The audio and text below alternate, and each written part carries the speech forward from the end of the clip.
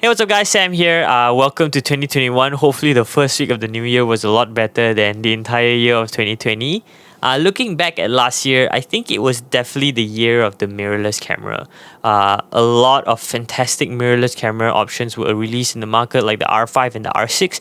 And if I'm not mistaken, there are only one or two major DSLR announcements, which were the Canon 1DX Mark III and I think the D6. And I'm not so sure if there were any other DSLR announcements. And it really just goes to show, like, camera manufacturers are really going to be pushing into mirrorless camera technology and investing into it. And it really is the future, if not the present already. And DSLRs, for lack of better word, are becoming older tech and are soon sort of becoming obsolete. Although I don't really agree with that fully. But in this video, I want to talk about why in 2021 I'm still sticking with a DSLR camera or DSLR cameras. But I want to preface this by saying this isn't a video about comparing DSLR and mirrorless. It's not about comparing types of cameras, but it's really just to show you how professionals choose their equipment based on what they want and what they need. So for those of you who follow the channel, you will know that my main shooter is the Canon 1DX Mark III. I actually owned the EOS R for quite a while. I think I bought it when the camera was announced and I had it just about up to last year October.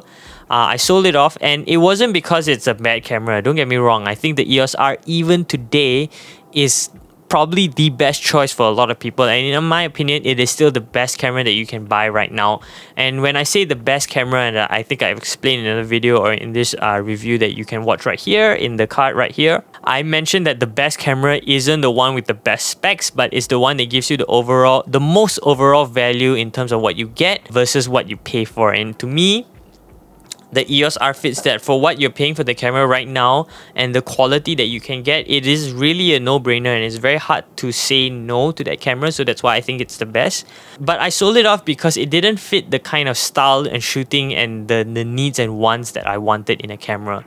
So the first thing that I want to talk about why I still choose a DSLR camera is really the feel of the camera. The feel of DSLR cameras is really something that's unparalleled, and even to this day I cannot find a replacement mirrorless camera that fits the feel of a 1DX Mark III or a DSLR in general. Any camera that you buy in the modern day era, 2014 onwards, it's hard for you to find a terrible or a crappy camera, because I think sensor technology has come to a point where the differences are negligible unless you are specifically looking for something like higher resolutions or really clean low light. If you're looking for the ends of those extremes, obviously there are going to be certain cameras that only fit that need. But for the most part, any modern day camera you get is going to give you fantastic results. The EOS R, that's close to like 3 years old right now, is still an amazing option to buy. The 5D Mark IV that's shooting me right now, I still use it for commercial work, and the images look as good as they were when I bought it versus now. For example, I shoot film a lot. Film, really, the what makes the most difference in your image is really the film stock. So this is a Canon 7. If I put Kodak Portra 400 into this and I put Kodak Portra into, let's say, a Canon AE1, if I shoot the same thing with the similar focal length, it's going to give me very similar results, if not the same results. And the real big difference when shooting film is really the different cameras. So this is the rangefinder. So when you shoot, you hold it like this. So it's not through the lens, you actually see through the viewfinder right here. It gives you a completely different feeling when you're shooting. It's very hard to describe until you've actually gone and tried it out. And it's the same with DSLRs. To this day, like I said, I have not found a replacement mirrorless camera that fits the way this camera feels. When you're shooting with a DSLR, right, there's this sense of confidence. There is this sense of really, when you're shooting an image, it just feels like a fully tactile experience. Even if you're looking through the optical viewfinder on a DSLR versus an EVF on a mirrorless cameras, EVFs are still digital images, and it sometimes makes me feel very disconnected. But I understand a lot of these things sound like very subjective, very mumbo jumbo, sound like nonsense to a lot of people, but you need to understand that the experience of shooting with a camera is just as important as the specs on the camera, because it really translates into the images that you shoot. If you really enjoy shooting with a specific kind of camera, it does help you create better images because you are actually enjoying what you shoot and you're enjoying how you shoot. And that's why DSLRs to me, it's so hard for me to let go, because the feel of the cameras, the ergonomics, the grips, the weight, the sound of the shutter slap, everything about it just makes me feel like I'm part of creating the image versus I'm letting the camera decide for me. And just like film cameras, it feels like a very physical and intimate process that I think DSLRs can only give that. Don't get me wrong, like the R5 and R6, I love the sound of the shutter. In fact, the shutter on the R5 and R6 is so quiet that I will most likely be in the future moving towards these mirrorless cameras for certain kinds of jobs, like on streets for street photography, because it's quieter. It's not as like obnoxiously loud as a 1DX, and there is a need for that, but overall DSLRs and the feel of it is something that I particularly like. So the second thing why I'm still sticking with DSLR is really the responsiveness of DSLRs versus mirrorless. And I'm not talking about autofocus responsiveness. In my opinion, the autofocus on mirrorless cameras are leaps ahead of DSLR cameras. I find that I get much more accurate shots, especially with like the R5 and R6 with the fantastic autofocus systems. It's like you can almost not miss a focus with those cameras. But when I say responsiveness, is really goes back to the first point again. It's that feel of it. Even when I shoot with the 5D Mark IV, it feels like as soon as I click the shutter button, it actually takes a photo almost instantly. It's not that the R5 and R6 doesn't. It obviously, any camera that you click a shutter, it will take the photo instantly. But it's that one few milliseconds of delay that just makes me feel like, hey, did I miss that moment? Did I miss it? And that was very prevalent with my EOS R. When I was shooting with it, it always felt like I might have missed the moment, even though I got it. The camera didn't miss at all. And it's a confidence when you're shooting that's very, very important to me. And like more importantly, with like this DSLR, with the 1DX Mark III, like as soon as I click the shutter, I know that sound. When I hear it, I know I took the shot. Everything about it is just so snappy. The entire pressing buttons, pressing the shutter, I just know it worked. And mirrorless cameras still haven't given me that sense of security. It does work. It's just not as responsive as I would want it to be.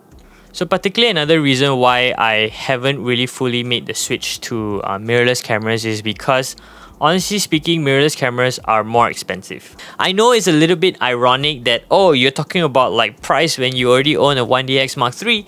But frankly speaking, why I haven't really switched out like my 5D Mark IV is because a lot of the newer mirrorless cameras are just too expensive for me right now.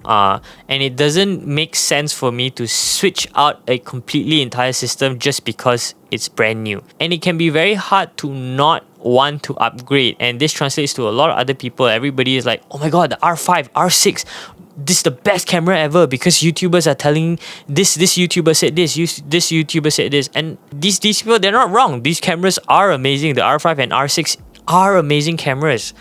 But do you need the specs that these cameras are giving you? Do you need the 45 megapixels? Do you need the 8K? Do you need all these things, or do you want all these things?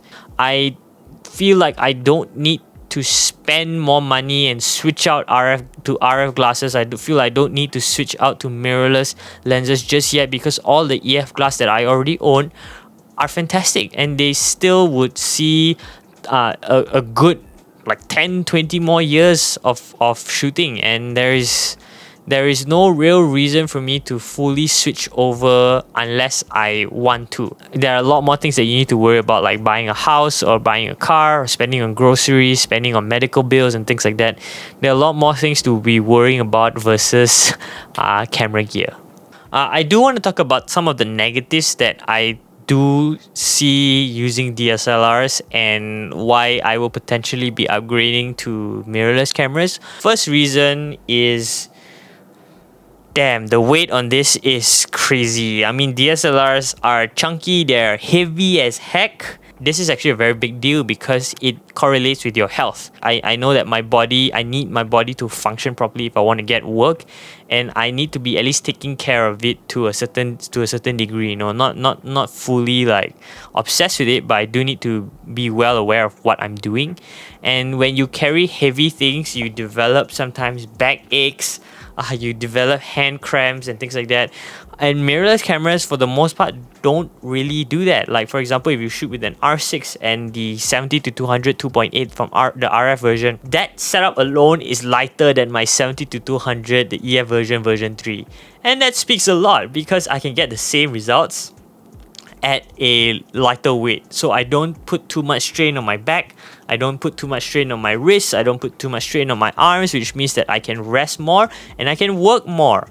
The second one is obviously going to be the live silent shooting. Yes, the 1DX Mark III does do silent shooting, which is great, but sometimes it's very hard to shoot certain subjects when you're seeing at the back of the screen. Sometimes it's just easier when it's on the viewfinder, and obviously just being able to shoot silently in a lot of situations is a big deal as well, and just makes me more versatile as a photographer. I can't do that on the 5D Mark IV. Yes, it has a silent mode, but it's not really silent. It still sounds like I took a photo. So mirrorless cameras still have that advantage. And obviously the last one is just the autofocus on mirrorless cameras. I think they are leaps and bounds ahead of DSLR cameras, especially in terms of like eye detect and things like that. That really gives me more confidence as a photographer if I'm shooting a specific style or shooting a specific shoot. And if I'm really going to be honest, I hardly shoot with the optical viewfinder on my DSLR, on my 1DX. I mostly shoot on the back of the screen unless I need specific stability. It's because it's a lot more versatile, and I do wish that they could sort of like merge that, like a hybrid viewfinder inside, like a half optical, half electronic. I think that would be the perfect camera for me. That's lighter, but technology just hasn't reached that point yet, and I guess hopefully in the next 30 years when I'm still shooting, that will happen. So yeah, those are a couple of my reasons why I'm still sticking with a DSLR. It's not really about specs once again. It's not really about the quality of images. So it's really about the experience and how you feel when you're shooting with these cameras, and that's how at least I choose which camera to shoot with. Yes, I do look at specific specs and what I need. And then I compare, and then I will only choose what kind of system to invest in. But for me, DSLRs are going to be here for, at least in my bag, for a good 5, 6, 7 years to go, because I don't really see any point in upgrading to the latest and greatest anymore. Don't feel forced to buy the newest and greatest or the latest and greatest unless it's something that fits what you specifically need in your work line. Don't feel like you need to completely switch from a DSLR and all these articles telling you like, oh, move to mirrorless cameras are the future and things like that. So yeah, once again, it's really based on what you need and how it makes you feel when you're shooting. Thank you guys so much for watching. I know it's a pretty long video. If you enjoyed it, you learned something, feel free to drop a like, a subscribe, and maybe a comment. It really helps out the channel a lot. So yeah, thanks again for watching. Wishing you guys a really, really happy 2021, and hopefully a lot of good things come your way, and I will see you in the next one.